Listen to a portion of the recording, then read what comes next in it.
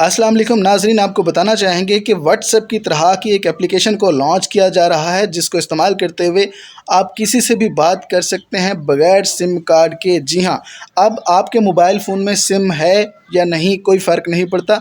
अगर आपके mobile phone में सिम नहीं है, अगर आपके मोबाइल फ़ोन में नेटवर्क नहीं है, फिर भी आप बात कर सकते हैं।